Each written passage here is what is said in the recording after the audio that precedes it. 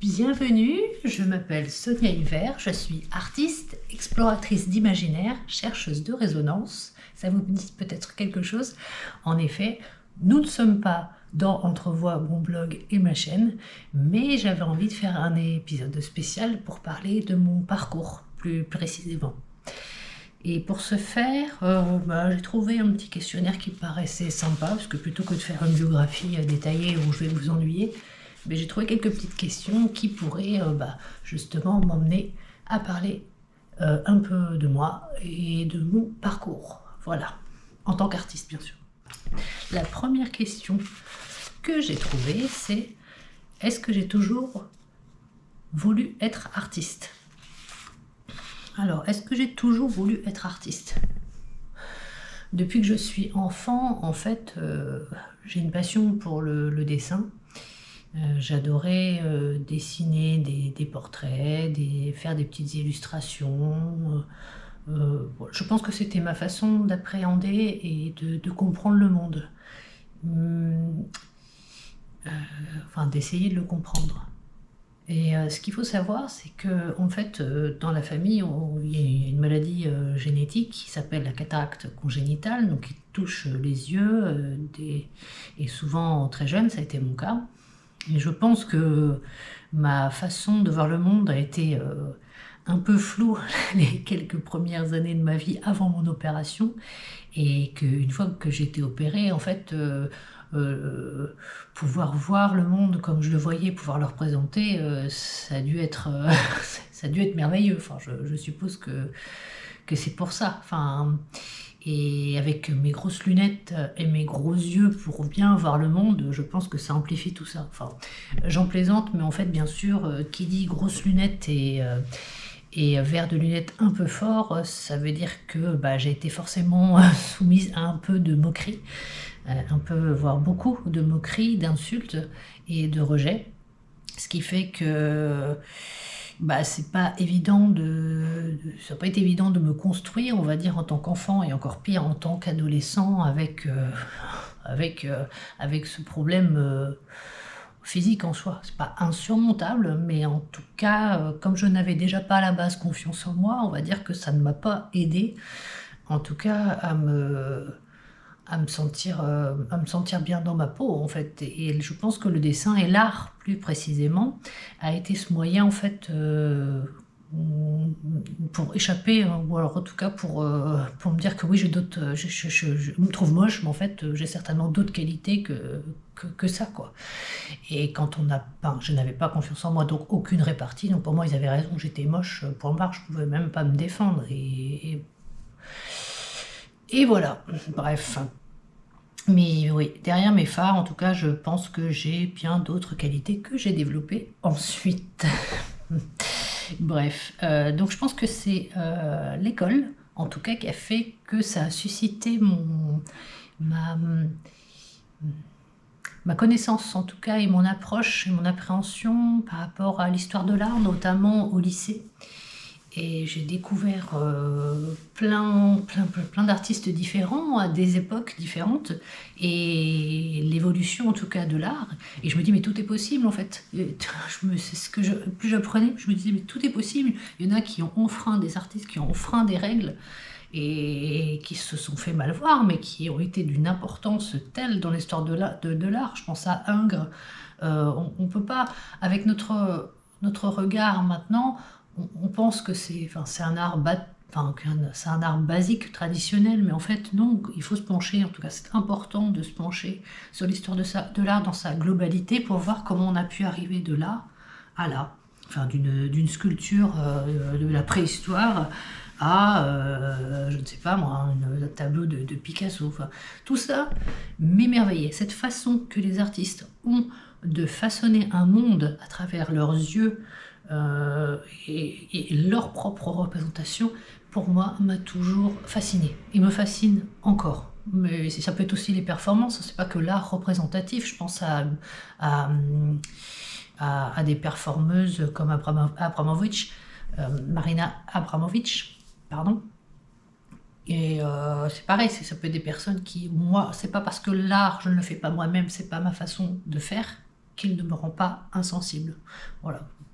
Et j'ai fait des épisodes là-dessus de podcast, si vous voulez vous y pencher d'ailleurs. Marina Abramovic et aussi Nikita Saint-Phal, si ça vous intéresse, sur ses tirs. Voilà.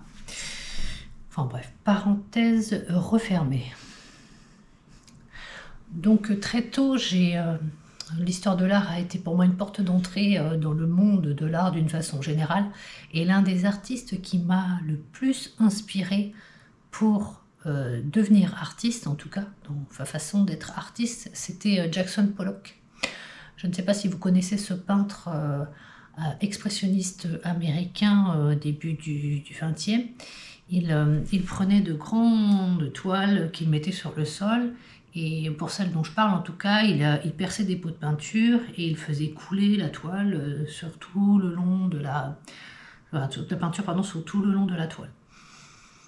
Et moi j'étais fascinée, je me suis dit, on peut tout faire. Et l'œil, l'avantage avec ces tableaux-là, j'en ai pas vu en vrai malheureusement, j'aimerais bien, c'est que en fait l'œil il se balade tout le temps, il n'est jamais fixe, on suit les lignes de couleurs et on s'invente tout un parcours, tout un cheminement à l'intérieur du tableau. C'est sans fin, voilà, c'est sans fin, c'est ce qui m'attire en tout cas. Jackson Pollock a été l'un des premiers. Ensuite, Jérôme Bosch, peut-être que ça se ressent un peu dans ma peinture, mais tous ces personnages fantastiques, fantaisistes totalement, et un univers qui est complètement unique. Je pense qu'il n'y a pas un autre artiste qui avait une inventivité comme lui. Ouais, je pense que ça fait aussi partie des artistes qui m'ont beaucoup, en tout cas, façonné mon imagination et ma créativité. Voilà. Donc, si j'ai toujours voulu être artiste, je pense que ce n'est pas le métier en tant que tel. Je pense plutôt que c'est une façon de voir le monde et de regarder le monde, en fait, un état d'être plutôt qu'une fonction, en fait. Moi, je ne me considère pas comme artiste par métier, mais c'est juste que je ne sais pas quoi faire d'autre. Je n'ai pas réfléchi. J'ai essayé plein de choses. Je me suis projetée dans plusieurs métiers, mais jamais je ne me voyais faire autre chose qu'être artiste. Pour moi, c'est juste je suis née comme ça, je continue à vivre comme ça, et je veux continuer de vivre comme ça tant que je peux, en tout cas. C'est une chance aussi peut-être de l'être et de pouvoir continuer. Et donc, cette créativité-là, je parlais de Jackson Pollock, elle s'est exprimée dans les premiers temps quand... Après le dessin, je me suis mis à la peinture, donc j'ai commencé avec de la gouache et de l'acrylique, en fait, ce qui coûte le moins cher, et sur des grandes feuilles de papier, donc le matériel que j'avais, que mes parents avaient acheté pour le lycée, comme j'étais en bac option art plastique en tout cas, et je travaillais beaucoup avec ça. Et un jour, j'ai vu que mon papa avait des bandes de linoléum qui ne se servaient pas, et puis des restes de peinture. Donc moi j'ai fait comme Jackson Pollock en fait. Et quand on est adolescent, on se sent souvent enfermé, moi je me sentais un peu enfermée dans mon corps que je comprenais pas, on se sent pas trop à l'aise, pas à sa place, on se cherche beaucoup. Et je pense que l'art a été ce moyen en fait de me comprendre moi-même. Et petit à petit en tout cas, et d'exprimer en tout cas ce que je ressentais au fond, parce qu'il y avait quand même à l'adolescence, beaucoup de colère et beaucoup de choses qui me révoltaient, comme beaucoup d'adolescents sans doute, je ne sais pas. J'étais quelqu'un d'assez calme, mais à l'intérieur ça bouillonnait beaucoup, et je pense que l'art a extériorisé tout ça, et en plus écouter des musiques extrêmes, parce que c'est toujours c'est aussi un moteur qui a fait que ça, c'est très cathartique, tout ça, c'est un ensemble. M'a aidé en tout cas dans mon cheminement d'adolescente, je pense. Et donc mes profs ont encouragé mes parents à ce que je passe un concours en tout cas pour entrer en école d'art. Je me souviens que j'avais une autre personne, un garçon qui était aussi... on avait le même niveau en fait tous les deux. Lui tentait l'école Boulle, mais moi je voyais pas imposer ça en fait financièrement à mes parents, parce que j'avais encore un petit frère et une petite sœur qui pouvais faire des études après, quoi. Donc je voulais pas trop bloquer. Et j'ai tenté donc le concours d'entrée à l'école des Beaux-Arts du Mans où j'étais admise. Justement dans cette idée toujours de vouloir être artiste, hein, parce que pour moi c'était un fait, j'allais être artiste. On me donnait ça, je me sentais valorisée en tout cas pour quelque chose, pour une qualité que j'avais, c'est-à-dire savoir dessiner et avoir ce don de créativité qui pouvait susciter un peu d'intérêt chez les autres. Et quand on est ado, enfin, je pense qu'on se cherche un peu et qu'on cherche aussi un peu le regard et se faire aimer. Et c'était, oui, je pense que c'était ma façon pour moi oui, d'avancer en tout cas. Et donc la première année en école des Beaux-Arts s'est très bien passée. Je me suis fait des amis avec qui je suis toujours en contact actuellement, donc c'est super. Et la deuxième année, c'est un peu retombé comme un soufflet en fait, parce que je pense que j'avais trop d'attentes au niveau de l'apprentissage des techniques, entre autres, et de la liberté qu'on pouvait me laisser. Et du coup, j'ai décroché un peu petit à petit au fur et à mesure de l'année. J'étais vraiment démotivée totalement. Et en plus, oui, comme je vous disais, financièrement, c'est pas forcément évident par rapport au coût. Je culpabilisais quand même beaucoup. Et voilà, donc du coup, j'ai décroché. J'ai décroché à 20 ans, oui. J'ai arrêté l'école. J'ai essayé ensuite une fac de lettres, mais en fait, le fossé entre l'université et l'école, une école d'art où on est un peu livré à nous-mêmes, ça n'a pas marché, je n'ai pas réussi. Donc voilà, pour moi, j'ai considéré cette période comme un échec. Et il fallait que je me remette un peu en question et que j'essaye de savoir ce que je voulais faire vraiment de ma vie, mais en sachant que dans ma tête, je voulais être artiste. Voilà, c'est tout. La deuxième question que j'ai trouvée, c'est qu'aimez-vous le plus dans le fait d'être artiste ? Mais ce que j'aime dans le fait d'être artiste, c'est évidemment la liberté. La liberté de faire ce que je veux, comme je veux, quand je veux, ne pas avoir de consignes, ne pas, en tout cas, se conformer à ce qu'on attend ou ce qu'on pense attendre de nous ou de moi.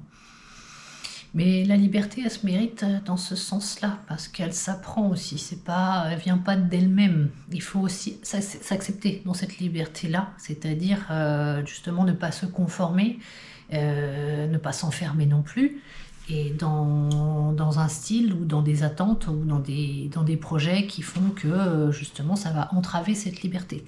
Je pense que c'est très important. Et du coup, dans cette recherche de liberté, comme j'étais perdue après l'école des Beaux-Arts, j'ai fait une coupure de 6 ans où je n'ai pas du tout pris de crayon, rien du tout.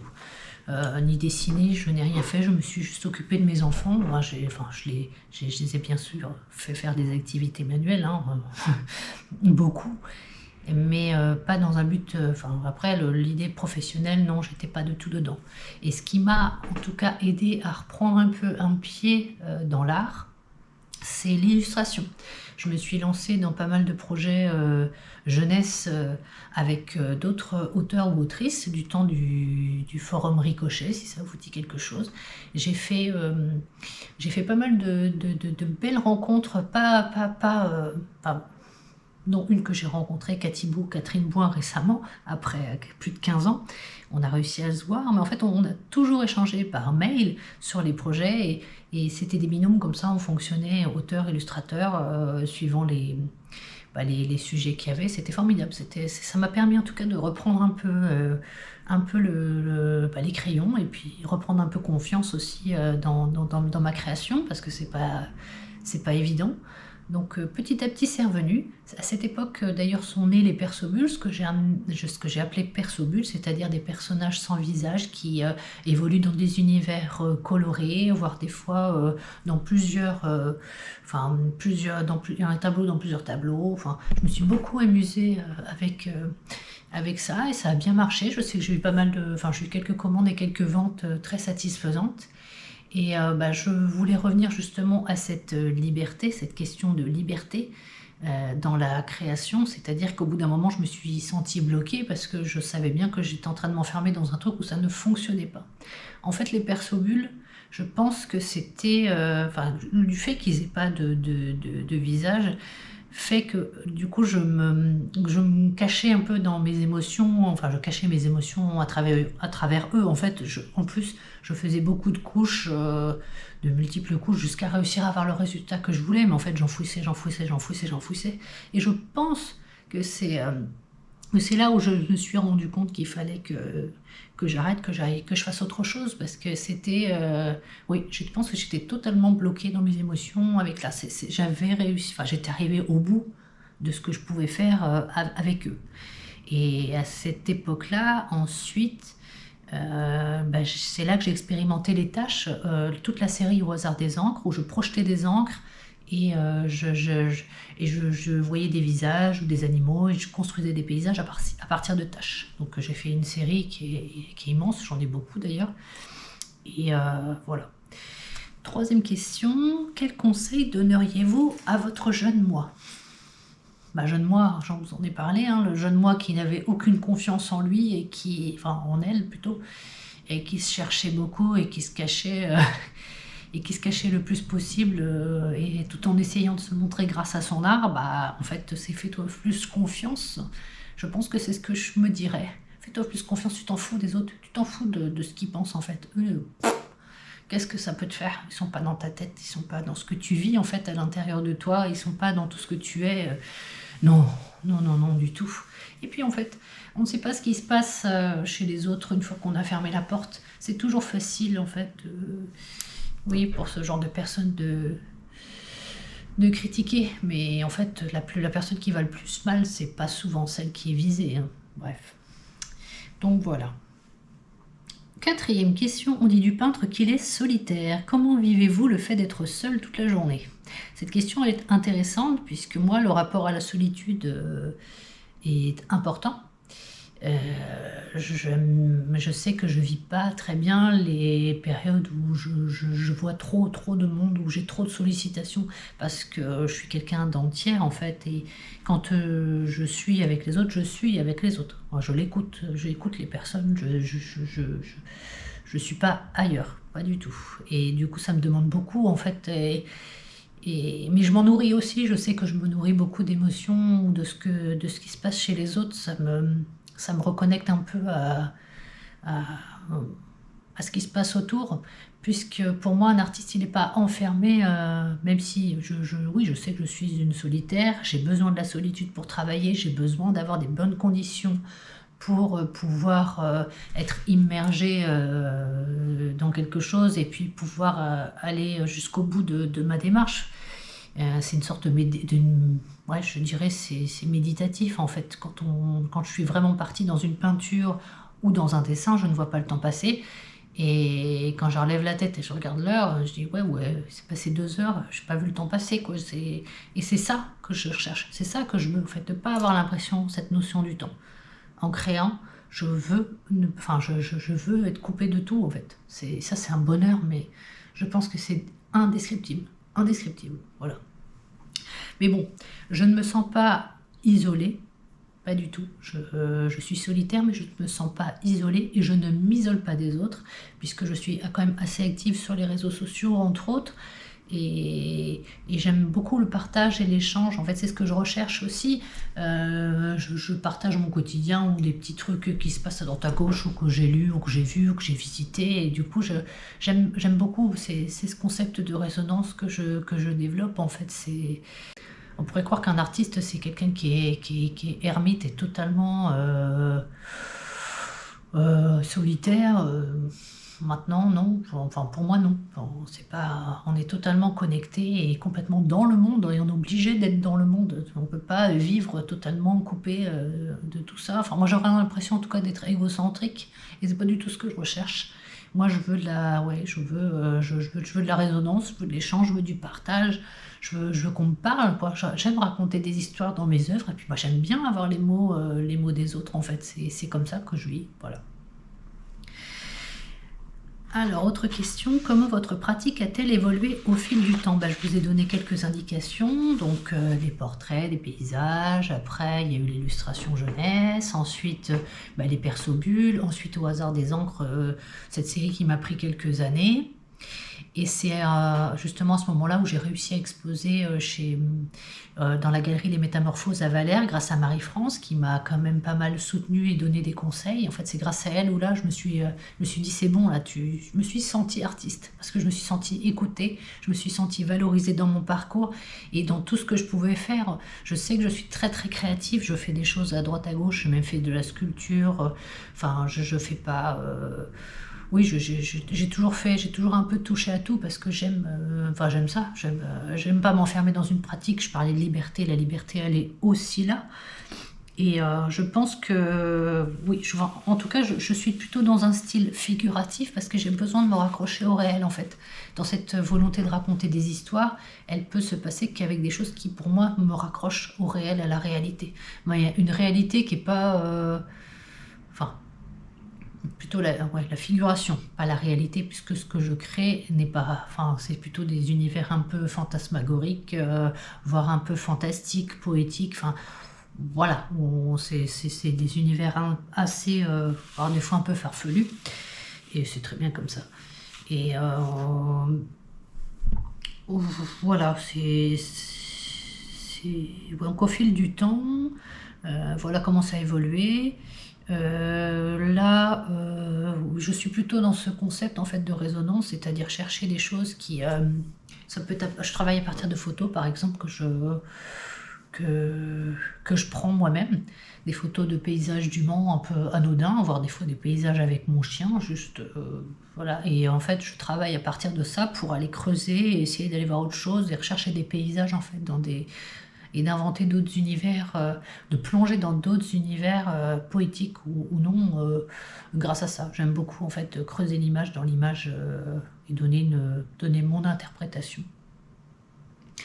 Donc voilà mon petit cheminement. Donc, mais c'est pas facile en tout cas, je sais que je me suis beaucoup remise en question et je continuerai de toute façon à me remettre en question, mais avec moins de... en étant plus bienveillante envers moi-même. Je pense que je me suis beaucoup abîmée justement avec toutes les critiques que je recevais, tous les refus à droite à gauche et que je reçois encore, parce que ça abîme. Je sais que j'ai ressenti une période où j'essaie de ne plus le faire, de reprendre certains tableaux, voire les effacer totalement et en refaire autre chose parce que voilà, j'en avais besoin, mais en fait, on s'abîme à reprendre les choses éternellement, on n'avance pas, quoi. Enfin, je n'avance pas, c'est pas une méthode. Ah oui, j'ai oublié de parler aussi que donc après ces 6 ans, j'ai parlé des perso-bulles, tout ça, donc j'avais toujours ce sentiment d'échec, de ne pas avoir fini mes études, en tout cas de pas avoir fini le chapitre que je devais finir, c'est-à-dire que j'ai repris mes études à l'âge de 35 ans. J'ai fait une licence à l'époque par le CNED et la Sorbonne à distance, donc je passais les examens tous les ans pendant 3 ans, donc j'ai réussi à décrocher ma licence. J'ai rencontré d'ailleurs des personnes extraordinaires qui ont fait ce parcours aussi comme moi, pour des raisons différentes. Moi, c'était toujours dans le but d'être artiste, hein. En fait, j'irais toujours dans cette reprise d'études-là, parce qu'après j'ai enchaîné avec un Master 1 et un Master 2, toujours à distance par l'intermédiaire de l'Université de Montpellier. Et je pense que je cherchais à valider, en fait, de me convaincre si tu as le droit. Enfin, voilà, syndrome de l'imposteur, c'est pas parce que t'as pas fait d'études, tu vas faire les études, comme ça va t'aider un peu, te conforter que oui, tu peux être artiste, tu peux te laisser être artiste, tu peux te dire artiste. Donc, oui, c'est pas évident, en fait, c'est tout un cheminement pour accéder à se dire oui, tu peux être artiste, c'est la liberté de le dire, enfin la liberté de le dire et d'oser le dire, qui est pas évidente. Donc voilà. Oui, dans ce cheminement-là, il y a la pratique. Et je pense que le fait justement d'être replongé dans ces études-là, ça m'a aidé à avoir un peu plus de rigueur, ouvrir un peu plus de connaissances que je n'avais pas forcément, justement, et creuser aussi toutes mes histoires et continuer d'apprendre, ce que je fais toujours maintenant en fait. Je suis une boulimique de lecture, j'aime beaucoup et de podcasts et d'autres documentaires, donc je pense je me nourris de beaucoup de choses en tout cas pour faire émerger des choses qui ont du sens, et voilà, tout ne naît pas comme ça par hasard. Donc voilà. Dernière question, avez-vous la sensation de vous tenir debout nu devant une foule ? Bon, ça, je pense qu'on parle de l'exposition. Et en l'occurrence, les vernissages. C'est vrai que je me suis retrouvée quand même plusieurs fois face à des gens qui sont interpellés, qui recherchent des réponses, en tout cas, qui attendent qu'on leur donne une explication de chaque tableau. En fait, je n'ai pas de discours préétabli. Moi, c'est quelque chose qui est simple et qui ressort, et j'attends que les gens me parlent plutôt que l'inverse, quoi, en fait, et qu'ils me disent ce qu'ils ressentent. Et bon, c'est pas toujours j'ai pas toujours ce qui est attendu. Donc j'essaie de travailler là-dessus, au niveau de l'explication de mon travail et de tout ce travail justement d'émotion dans lequel il a fallu que je me plonge, parce que voilà, c'est plus facile de mettre le nez dans le sable et puis de les ignorer, alors qu'en fait elles sont là et on s'abîme en fait. Et si on s'enfouit dedans, je sais que je me suis beaucoup abîmée à ne pas les écouter au niveau de ma santé, et ça m'a joué des tours. Donc je pense qu'il faut pas... Enfin, je me suis trop pris la tête aussi. Maintenant, avec l'âge et puis l'expérience, je pense que ça fait beaucoup, et heureusement. Et en fait... lors des expositions, on voit bien les gens, ils restent 3 secondes devant un tableau, on a pu passer des heures, des jours entiers, et tout ça pour ça, que la personne ne s'arrête pas, ou on dise que ça lui plaît pas, ou que c'est pas beau, qu'on ait des commentaires négatifs. Bon, soit je l'entends, et oui, on peut se sentir nu dans ce sens-là, mais en fait, ça peut pas embarquer tout le monde, hein. C'est pour ça qu'il y a une diversité d'artistes. Heureusement, chacun peut trouver son compte dans toute la diversité et la créativité que l'art nous offre, à des plus petits artistes autant qu'à des grands. Donc voilà. Et je parlais de syndrome de l'imposteur tout à l'heure, et cette reprise d'études. Je pense que ce qui m'a aidé aussi à m'affirmer ou à reprendre, à gagner un peu plus de confiance en moi, en tout cas, c'est l'ouverture de ce blog, de cette chaîne YouTube, et la création du podcast Entrevoix, puisque j'avais besoin de dire oui, je suis artiste, mais pas que, quoi. En fait, j'apprends des choses, je sais des choses, je peux vous dire des choses, j'ai des choses à vous raconter, vraiment, quoi. Je peux parler autrement qu'en images.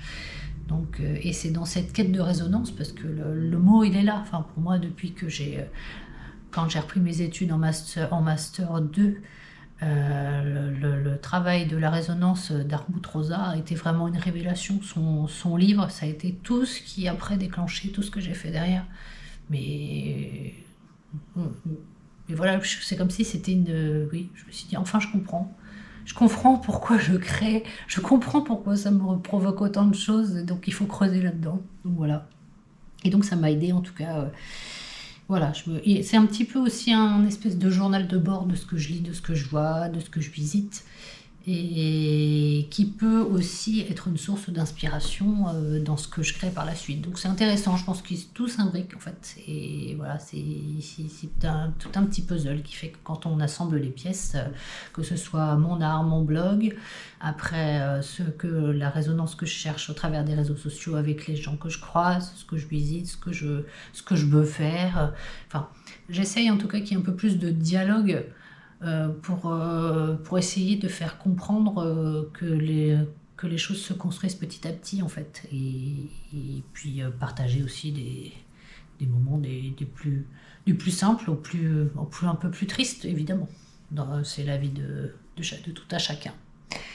Donc voilà, je pense qu'il y a tellement de beauté. Oui, c'est l'art, pour moi c'est un lien, en tout cas, c'est une sorte de lien, et ça, je ne l'ai pas compris tout de suite. Je le comprends maintenant grâce à la résonance, justement. C'est le lien entre moi, le monde, le monde et vous et moi. Enfin, tout ça, c'est un tout. Donc voilà. Mais j'espère en tout cas qu'avec cette vidéo, ce podcast, ça vous a aidé un peu à connaître un peu plus mon parcours. En tout cas, voilà, j'essaye d'être un peu honnête, franche et entière comme je le suis régulièrement. Si vous avez d'autres questions, n'hésitez pas à me demander en commentaire, ou si vous avez des précisions que vous voulez que j'apporte, n'hésitez pas. En tout cas, vous pouvez aller visiter mon site internet www.soniahiver.com. Et puis aussi me trouver sur les réseaux sociaux, bien évidemment, et être tenu un peu au courant de ce que je fais au fil du temps. En tout cas, je vous remercie de m'avoir écouté et d'avoir pris le temps de me regarder ou de m'écouter, suivant vos préférences. Et puis je vous dis à bientôt pour d'autres résonances.